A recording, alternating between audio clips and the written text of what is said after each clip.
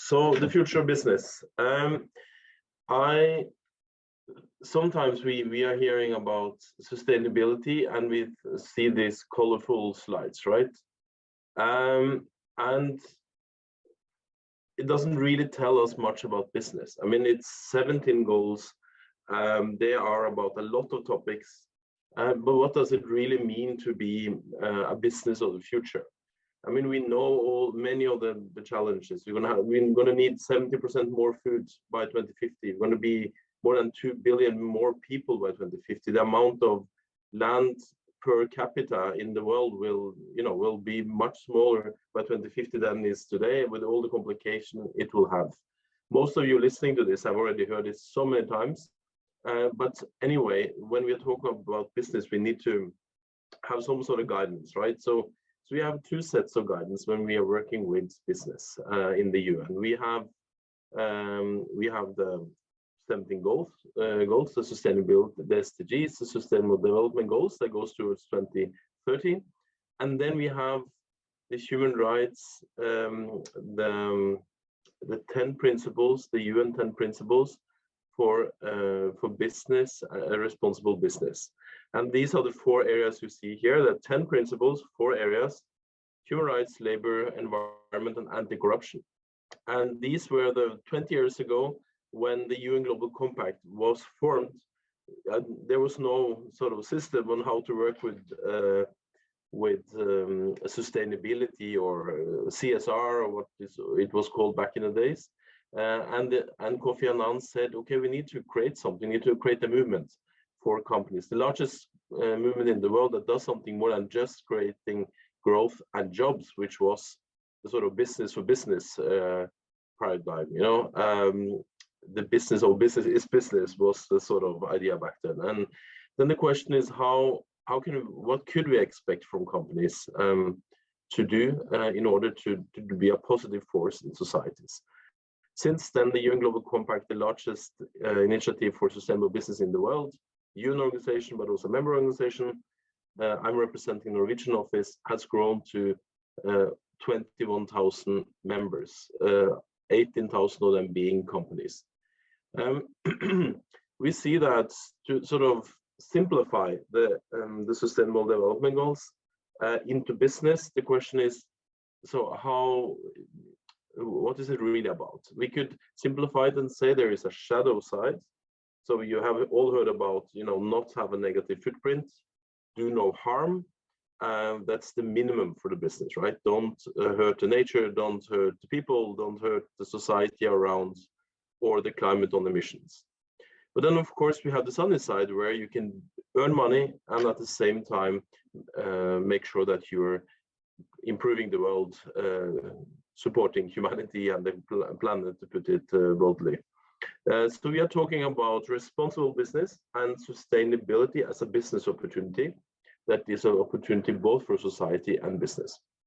And this is of course simplification of the picture, but it gives us at least a way of looking at business. So what we see now is let's say a tsunami of regulations.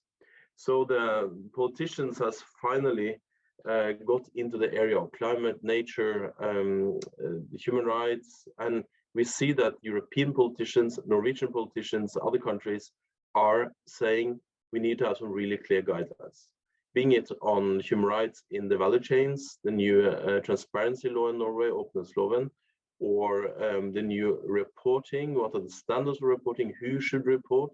We see that there's a lot of things coming in. This is a challenge for many companies because they have nobody to work on it, especially the small and medium-sized enterprises.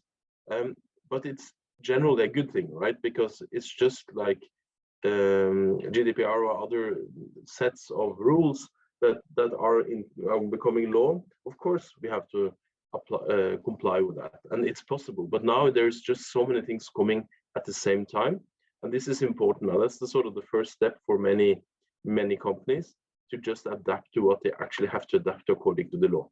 And that is pushing the business in a more responsible, more sustainable direction. And we will see more and more of this coming in. A new example quotas in gender quotas in boards in Norway, down to perhaps companies with 20 employees. Not decided yet, but it's in the going to parliament. Then on the business side, what are the opportunities? If we ask NHO, the Norwegian Confederation of Enterprise, there are 4 sort of areas where you can earn money on the climate and sustainability. Of course, we have heard a lot. There's been a lot of chats about the greener economy. There are the examples of, you know, we need 15 times as more ocean wind or global offshore wind energy to 2040. We need much more energy in general, as you are well aware of now, being it battery, being it other sources.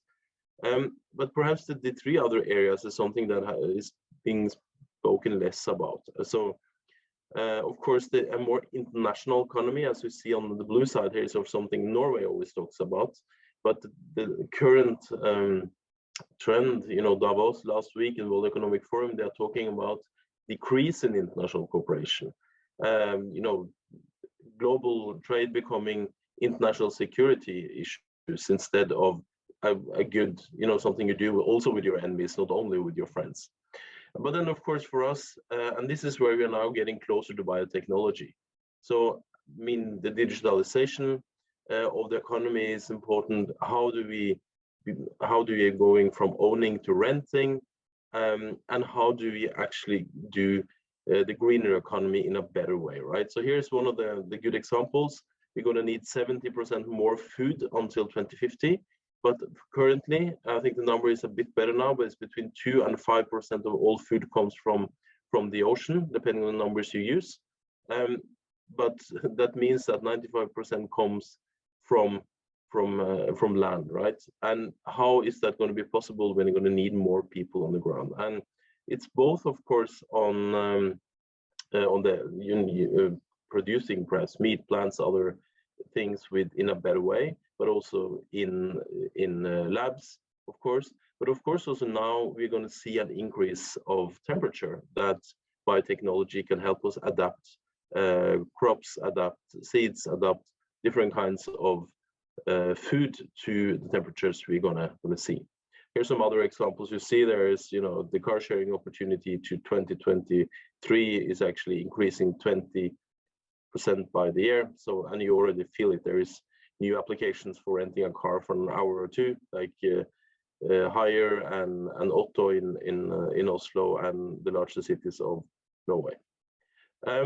There was a couple of years back, there was an overview of what are the most the Better Business, Better World report. So what are the most important issues where you can earn money to at the same time sort of improving the life of the people. And you see that agriculture is coming very high on that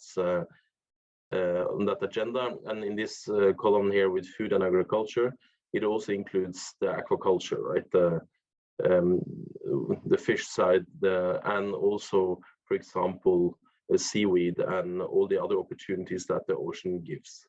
But of course also global health, sorry, not global health necessarily, but welfare and health. And this is also an area where we know that biotechnology, and we will get more examples of this later in this meeting. And there's a lot of opportunity both in agriculture, aquaculture, health, welfare.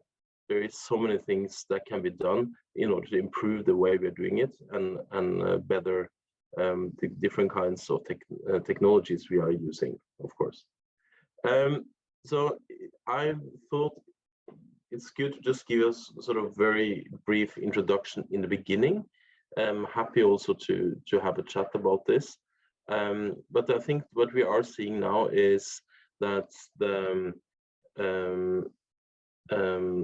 let me just stop the sharing. We are seeing that the politicians and the global society is coming into, you know, there's a new nature agreement by the biodiversity agreement that came last year. You know, this is asking us to reduce the amount of pressure we're putting on the ecosystem, on the areas we're using. Basically, the world community is about to ask us to do a lot of things at the same time. It's the perfect storm, as they say, but it's just 10 times the perfect storm, because we also have to respond to all the international crises. And I can assure you, when we opened the Norwegian office of UN Global Compact in 2019, we didn't think we would stir up the world like we have in the last 3 years. But hopefully it's not only our fault, but it has been a crazy time. And at the same time, the businesses are stepping up. So we see it from 23 years ago, when Kofi Annan initiated the Global Compact. There were until 2019, when we opened in Norway, there were 9,000 members. Since then, we have put on the double. So in 3 years, there's 9,000 more members. And why is this important? And these are companies. Why is this important? It's important because you need to work, all of us need to work concretely with your emissions, with your sustainability. And that's what we are offering to the companies, right? Courses, innovation processes, reporting standards, and schemes and follow-up. And I think it's an expression of what's going on in the world. It's going really quickly now. It's accelerating. And as soon as we are getting somewhat out of all the conflicts in the world, it's not only Ukraine, there's another 25 conflicts / wars going on in the world, right? So there is, it's a huge challenge now to do Corona, war, climate at the same time. And I think, and other health issues coming up, of course. So if we just get through this, and I'm sure we can, and most people are, we had the CEO study now, the largest CEO study done in the world ever in the Global South by UN Global Compact, 2,600 CEOs from all over the world, but a big chunk of them in the Global South. They're saying that, their biggest, the most important stakeholder group is the consumers, and number 2 is politicians. If you look back, the politicians in 2021 was just on the 3rd or 4th place. So if you are now looking to the politician, but it looks like the politicians are responding, not only in Europe, of course, but what Biden just launched, an enormous package on 400 billion USD. There's a lot of discussion now how this challenged Norwegian business society, and how business opportunities in Norway and all of that, global trade. But the general starting point is that this is an extremely good idea. It's also an extremely good thing for the world, because it will make the US become a much greener economy, pushing the rest of the world. This is the same with all the rules coming out of the EU. It's generally good, but it will be tough in the beginning. So we need to find, we need to find also here the concretization of how to cooperate between continents, how to cooperate between countries. But we can do that, and I think this is that makes me very hopeful. And of course, biotechnology plays an important role in the concretization of the different business opportunities and challenges that we're seeing ahead. So I'm really looking forward to listening into the rest of the seminar, to hear some real experts talk about biotechnology. But I hope that was a short introduction, Christopher, to kick off the seminar.